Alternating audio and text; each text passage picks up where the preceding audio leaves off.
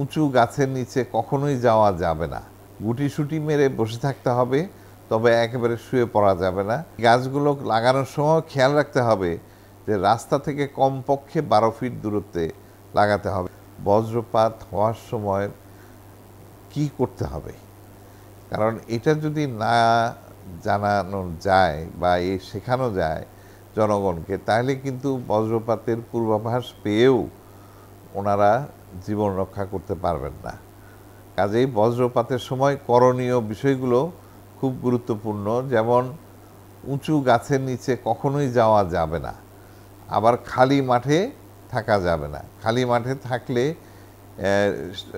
উনি যিনি কাজ করছেন তিনি সবচেয়ে উঁচু থাকবেন এবং তার মাথায় বা তার উপর দিয়েই বজ্রপাতটা মাটিতে প্রবাহিত হওয়ার সম্ভাবনা বেশি থাকে। গুটিসুটি মেরে বসে থাকতে হবে, তবে একেবারে শুয়ে পড়া যাবে না। পানি থেকে দূরে থাকতে হবে, বিশেষ করে যারা নৌকায় চলাচল করছেন ওনাদেরও কিন্তু নৌকা থেকে দরকার পড়লে তাড়াতাড়ি কাছে ভূমিতে গিয়ে দাঁড়াতে হবে, গুটিসুটি মেরে বসতে হবে, কারণ পানি হচ্ছে বিদ্যুতের সুপরিবাহী। এরকম আরও কিছু বড় যে সকল গাছ আছে সেই গাছ থেকে কমপক্ষে 12 ফিট বা 4 মিটার দূরত্বে থাকতে হবে।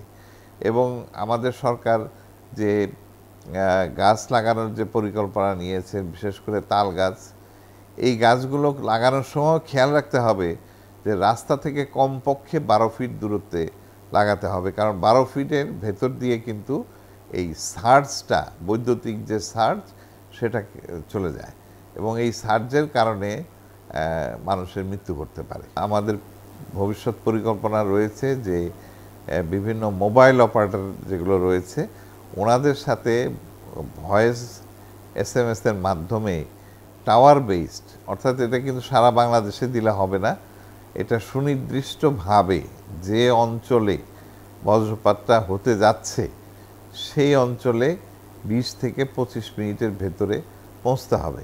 কারণ আমাদের কিন্তু লিড টাইম বা আমাদের আগাম পূর্বাভাস দেওয়ার এই লাইটনিং বা বজ্রপাতের পূর্বাভাস দেওয়ার সক্ষমতা হচ্ছে আবহাওয়া অধিদপ্তরের 20 থেকে 25 মিনিট বা কোনো কোনো ক্ষেত্রে আর একটু কম সময় বা আর একটু বেশি সময়ও পেয়ে থাকি।